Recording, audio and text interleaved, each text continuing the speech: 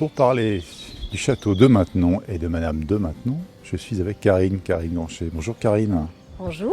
Tu es guide conférencière Oui, exactement, depuis plus de 12 ans. et aussi actrice.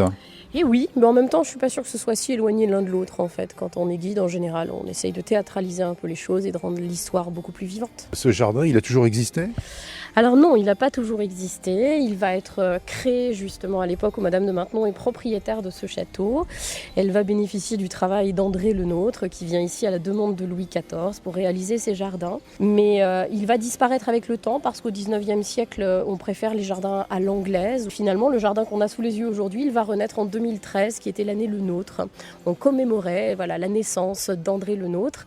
Et le conseil départemental, qui est donc assure la gestion du domaine de Maintenon, a décidé de restituer les jardins à la française comme avait pu connaître Madame de Maintenon. Et sur quelle base?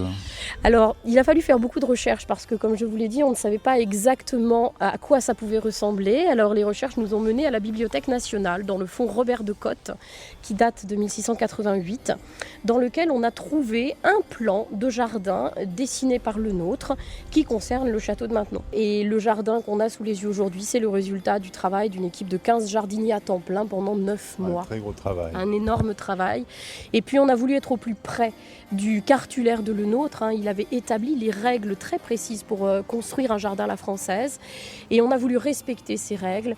Donc on a planté 17 000 pieds de buis qui sont espacés rigoureusement de 14 cm chacun, puisque c'est, selon Le Nôtre, la distance idéale pour que des buis s'épanouissent les uns à côté des autres.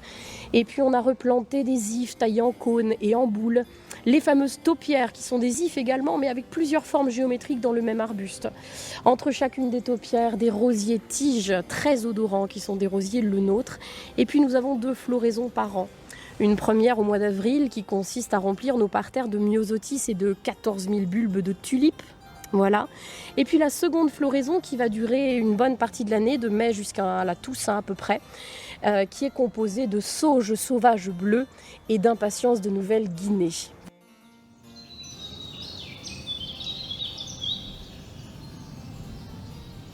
Alors ici, tout est bleu et rose dans la floraison. Exactement, ce sont des couleurs qui sont chères au cœur de Madame de Maintenon. Voilà, sa couleur préférée était le bleu. Et malheureusement pour elle, une bonne partie de sa vie, en tout cas toute la durée de son mariage avec le roi, elle a vécu dans des appartements en rouge et vert parce que c'était les couleurs préférées du roi. C'est affreux. Et elle n'a jamais pu assouvir cette passion pour la couleur bleue et rose qu'elle avait, les couleurs bleues et roses qu'elle avait. Alors c'est notre petite manière à nous de lui rendre l'appareil et de décorer son jardin avec les couleurs qu'elle aime.